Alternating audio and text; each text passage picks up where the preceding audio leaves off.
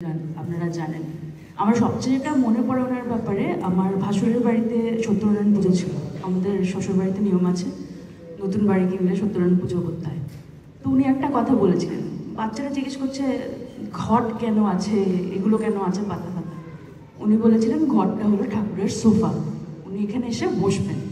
তো বাচ্চারা এমনি এদিক এদিক ছড়িয়েছিল, বাট যেই মুহূর্তে এক্সপ্লেনেশনটা দিল সবাই এসে বসে গেল শোনার জন্য যে আর কি কি কনসেপ্ট আছে, আর কি কি জিনিস উনি এক্সপ্লেন করবেন। তো ওনার একটা বিশাল পাওয়ার ছিল যে সবাইকে খুব ইন্টারেস্টেড করে দিত যে পুজোর যে ডাজন্ট মিন যে ওগুলো সত্যি ছিল বা কিছু, বাট ওই যে এক্সপ্লেন করে করে বলা এবং কানেক্ট করা, স্পেশালি নেক্সট জেনারেশনের বাচ্চাদের যাদের হয়তো আমরা যে রিচুয়ালসগুলো পেয়েছি ওরা পায়নি, ওটা আমার খুব ভালো লাগতো।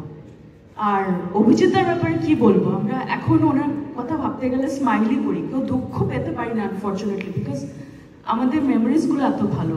এবং উনি কতটা ভালো সেটা আমি বলছি আমার আর সংগ্রাম, আমার হাজব্যান্ডের এক্সপিরিয়েন্স।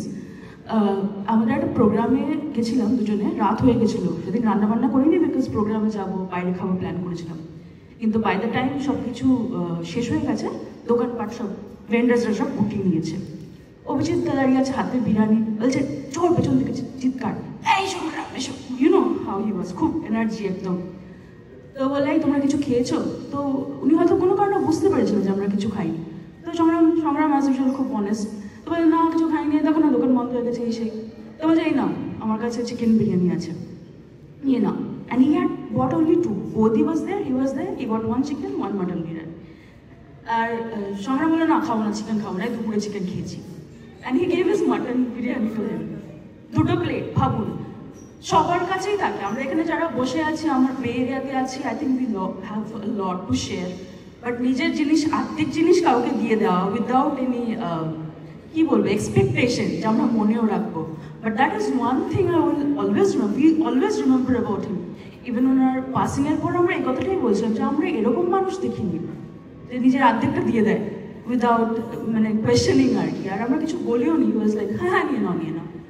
আর চকলেট তো উনি দিতেন, পালস ক্যান্ডি। উনি after he pass the first thing I did was I ordered Amazon থেকে পালস। আমি একটাও খাইনি, বাট আই নো যে আমাকে কেউ আর দেবে না pulse candy, so I have a মানে ওটা ভরা pulse candy in my house. আরেকটা জিনিস উনি দিতেন, গাছ দিতেন খুব লোকজনকে। আমার যখন বাগান করতে আমি শুরু করি নতুন আমি একদম ক্লুলেস ছিলাম, উনি আমাকে আফ্রিকান ডেজি আর 4 o'clock প্ল্যান্ট দিয়েছেন।